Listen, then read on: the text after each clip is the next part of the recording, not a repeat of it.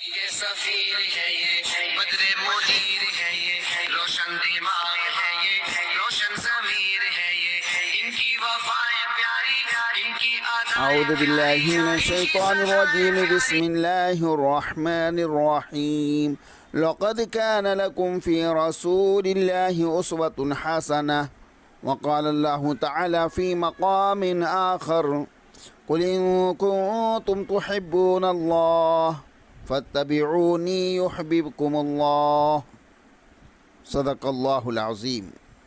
حضور پاک صلی اللہ علیہ وسلم کی زندگی تمام انسانوں کے لیے نمونہ ہے۔ جب ہم باجماعت نماز پڑھتے ہیں تو ایک امام ہوتے ہیں اور باقی مقتدی ہوتے ہیں۔ مقتدیوں کے اوپر لازم ہوتا ہے کہ امام کی اقتداء کریں۔ اگر کوئی مقتدی امام کی اقتداء نہ کرے تو اس کی نماز صحیح نہ ہوں گی۔ جس طرح نماز میں ایک امام ہے، اسی طرح ہماری پوری زندگی کے امام سیدنا محمد رسول اللہ صلی اللہ علیہ وسلم ہیں۔ ہمارا یہ فرض منصبی ہے، ہر کام ہم نبی صلی اللہ علیہ وسلم کے طریقے کے مطابق کریں۔ کھانا پینا، پہننا اوڑھنا، معاشرت، معیشت، ہر چیز نبی کریم صلی اللہ علیہ وسلم کے طریقے کے مطابق ہو، یہ ہر مسلمان کے اوپر لازم ہے۔ نبی کریم صلی اللہ علیہ وسلم نے ارشاد فرمایا، علیکم بسنتی، تمہارے اوپر میری سنت کی اتباع لازم ہے۔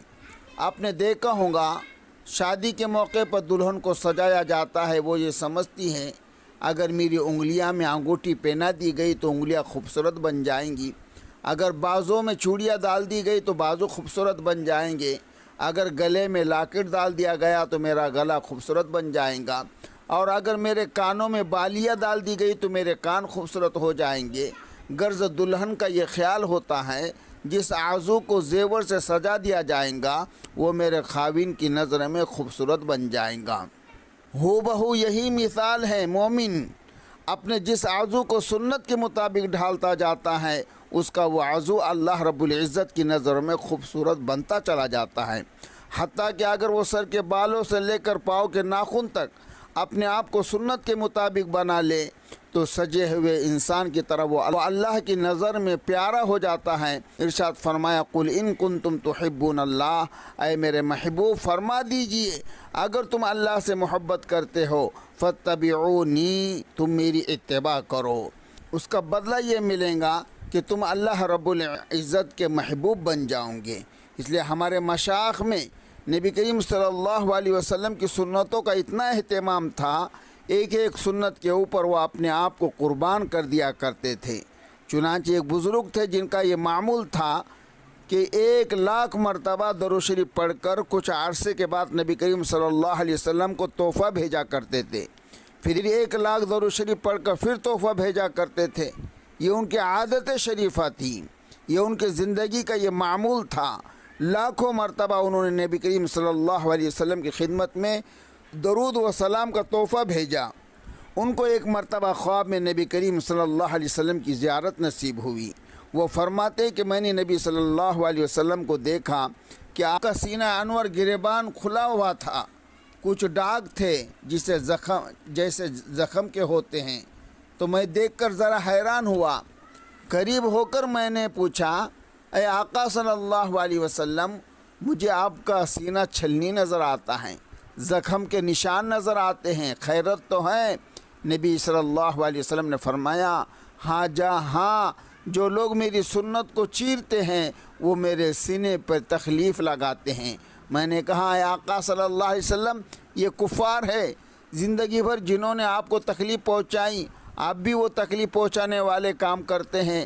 نبی صلی اللہ علیہ وسلم نے فرمایا، میں کفار کی بات نہیں کر رہا، مجھے میرے رشتہ داروں نے تکلیف پہنچائی، میں سجدے میں گیا تو اجڑی اوپر ڈال دی گئی، میں گلی میں چلتا تو لوگ میری طرف دیکھ کر بسا اوقات تھوکا کرتے تھے، میرے چہرے پر مٹی پھینکا کرتے تھے، مجھے ان سے کوئی گلہ نہیں، اس لیے کہ وہ تو کفار تھے۔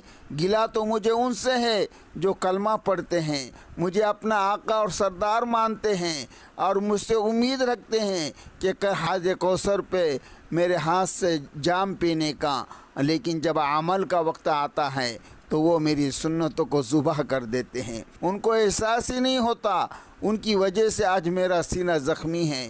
غیروں سے گلہ نہیں ہوتا، گلہ تو اپنے والوں سے ہوا کرتا ہے۔ فرمایا مجھے اپنی امت سے گلہ ہے، اس لیے یہ ماننے والے لوگ تھے۔ جب انہوں نے میری سنت کا اہتمام نہ کیا تو غیروں سے کیا امید کی جا سکتی ہے؟ نبی صلی اللہ علیہ وسلم نے جب یہ بات فرمائی تو ان بزرگ کی آنکھوں میں آنسو آ گئے ہو۔ ہم نے اپنے بھی آزمائے ہیں، لوگ کانٹوں سے بچ نکلتے ہیں، ہم نے پھولوں سے زخم کھائے ہیں۔ میرے آقا صلی اللہ علیہ وسلم خواب کے اندر غمزدہ حالت میں ہیں۔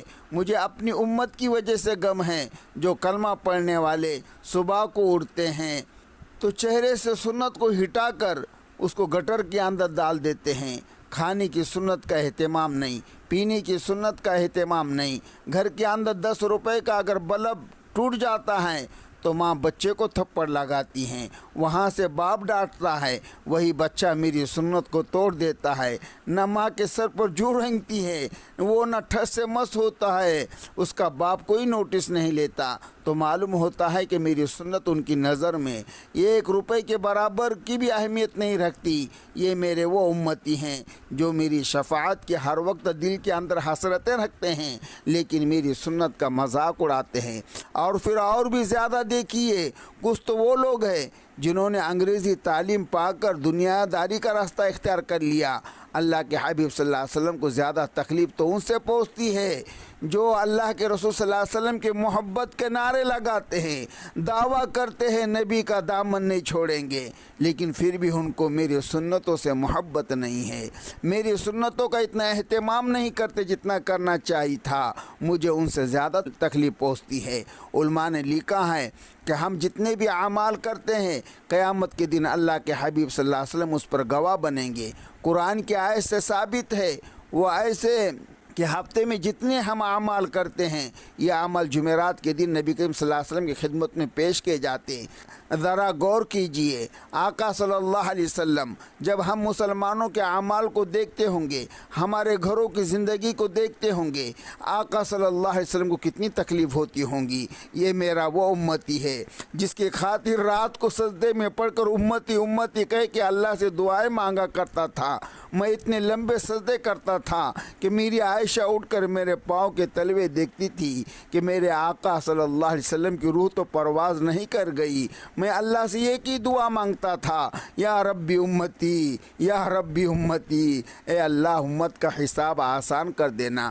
میں کبھی اپنی بیٹیوں کے لیے نہ رویا، کبھی میں اپنی زینب کہہ کے نہ رویا، رقیہ کہہ کے نہ رویا، ام کلثوم کہہ کر نہ رویا، میں فاطمہ کہہ کے نہ رویا۔ اگر میں کبھی رویا تو اپنی امت کے لیے رویا۔ لوگوں، دنیا میں اگر کوئی اپنی اولاد کے لیے 1 سال یا 2 سال روتا ہے تو پھر ماں بھی اپنے جوان بچے کو بھول جاتی ہے، مگر میں تو اپنی امت کے لیے کئی سال روتا رہا۔ کوئی ماں باپ 23 سال نہیں روتے۔ میں تہجد میں اتنا کھڑا ہوتا تھا، حتی تورمت قدمین مبارک متورم ہو جاتے تھے، اور اللہ سے دامن پھیلا کے ایک ہی دعا مانگتا تھا، اللہ میری امت کی بخشش کر دینا۔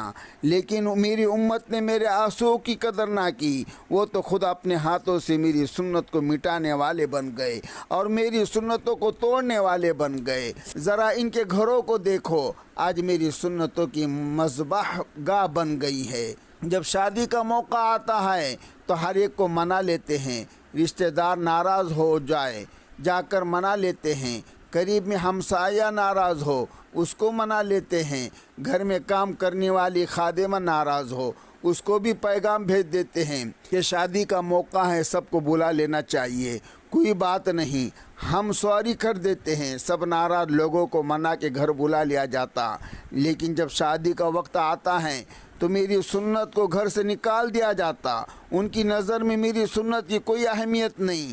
کیوں یہ مجھے نہیں منانا چاہتے؟ کیوں یہ مجھے خوش نہیں کرنا چاہتے؟ تو واقعی اللہ کے حبیب صلی اللہ علیہ وسلم نے اگر قیامت کے دن ہم سے پوچھ لیا، میرے امتی تو نے میری سنت کی کیا قدر کی، تو ہم کیا جواب دیں گے؟ احادیث میں آتا ہے نبی کریم صلی اللہ علیہ وسلم حوض کوثر کے اوپر ہوں گے، اس وقت کچھ امتی آئیں گے، لیکن ان کو اس طرح دور بھگا دیا جائے گا جیسے اونٹ کو بھگا دیا جاتا ہے۔ کہہ دیا جائے گا اے اللہ کے حبیب صلی اللہ علیہ وسلم، یا آپ کے امتی تو تھے لیکن سنتوں کو توڑ کے خوش ہوتے تھے، غیروں کے رسم و رواج پر عمل کرنے والے تھے، غیروں کے طریقوں کو اپنانے والے تھے۔ اللہ کے رسول صلی اللہ علیہ وسلم کہیں گے سحقن سحقن، چلے جاؤ یہاں سے، دور ہو جاؤ یہاں سے۔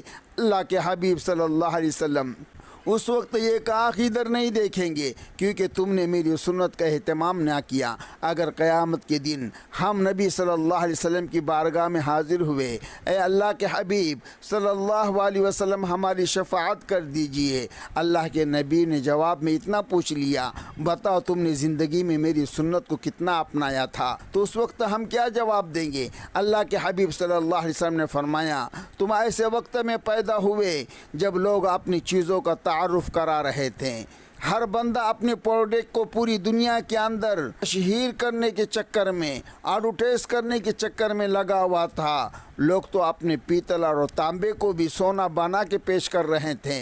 او میرے امتی، تمہارے ہاتھ میں تو میری سنتیں سونے کے مانند تھی، بتاؤ تم نے میرے سنتوں کا کتنا تعارف کرایا۔ لوگوں نے موبائل فون جیسی چیز کو کچے اور پکے مکان میں پہنچا کے دکھایا، تم نے میری سنت کے لیے کیا قربانی دی، کتنی کوشش کی، تم نے کہاں تک کہ میری سنت کو امت کے سامنے پیش کیا۔ ہم اس وقت کوئی جواب نہ دے پائیں گے۔ اے اللہ کے حبیب صلی اللہ علیہ وسلم، ہم نے آپ کی سنتوں کے لیے کیوں نہ کوشش کی؟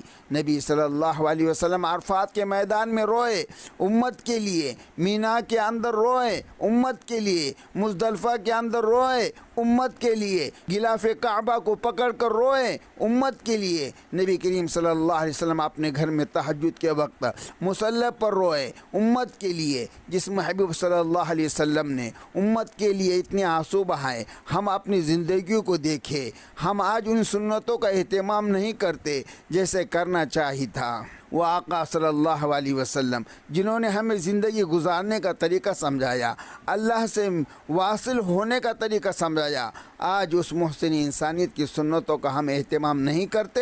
ہم اپنے گھروں میں عورتوں بچوں کو دیکھیں، آج اگر کھانے کا طریقہ پسند ہے تو غیروں کا، لباس پسند ہے تو غیروں کا، گھر کی سجاوٹ دیکھے تو غیروں جیسی، ہر چیز غیروں کی اگر پسند ہے تو قیامت کے دن حوض کوثر پہ نبی صلی اللہ علیہ وسلم کے سامنے پیش ہو کر ہم کیا کہہ سکیں گے کہ اللہ کے نبی ہماری شفاعت فرما دیجئے؟ ایک 8 سال کا بچہ، اس نے جب یہ سنا تو ایک بزرگ لاکھ مرتبہ درود شریف پڑھ کر بھیجا کرتے تھے، انہوں نے خواب میں نبی صلی اللہ علیہ وسلم کے سینے انور کو چھلنی دیکھا تو اس بچے کے دل میں اتنا درد ہوا، گھر آ کے کہا امی آج کے بعد میں کھانا کھاؤں گا تو سنت کے مطابق، میں کپڑے پہنوں گا تو سنت کے مطابق۔ اگر 7 سال کا بچہ سنت کا اتنا اہتمام کرتا ہے، قیامت کے دن کہاں جائیں گا؟ او علماء کے گروا، او حفاظ اور قراء، ذرا بتاؤ تو صحیح، 7 سال کے بچے جیسی غیرت بھی تمہارے دل میں پیدا نہ ہوئی اور تم نے دل میں نیت نہ کی کہ ہم نبی صلی اللہ علیہ وسلم کے سینے کو راحت پہنچائیں گے؟ انشاءاللہ ابھی نیت کر لو کہ اللہ کے رسول سے سچی محبت کریں گے، ہم زخم پہ زخم نہیں لگائیں گے حضور کے سینے پہ۔ سوچیے تو صحیح، قیامت کے دن ہم اپنے آقا صلی اللہ علیہ وسلم کو کیا جواب دیں گے؟ افسوس کی بات یہ ہے جن سے وفا کرنی تھی آج ہم ان سے جفا کر رہے ہیں، جن سے جفا کرنی تھی آج ان کے طریقوں کو اپناتے پھر رہے ہیں، پھر قیامت کے دن ہمارا کیا معاملہ ہوگا؟ اللہ رب العالمین سے دعا ہے کہ اللہ رب العالمین ہمیں حقیقی اللہ کے رسول صلی اللہ علیہ وسلم کا حقیقی عاشق بنا دے، کیونکہ کل قیامت کے دن ہم یہ کہہ سکے کہ تیرے محبوب کی یا رب شباہت لے کر آیا ہوں، حقیقت اس کو تو کر لے، میں صورت لے کر آیا ہوں۔ اے میرے مولا، صورت تو بنائے پھرتے ہیں، اس میں حقیقت کو بھر دینا تو یہ آپ کا کام ہے۔ آپ اپنی رحمت کی ایک نظر ڈال دیجئے، ہماری من کی کیفیتوں کو بھی سنت کے مطابق بنا دیجئے تاکہ ظاہر و باطن سنت کے نور سے منور ہو جائیں۔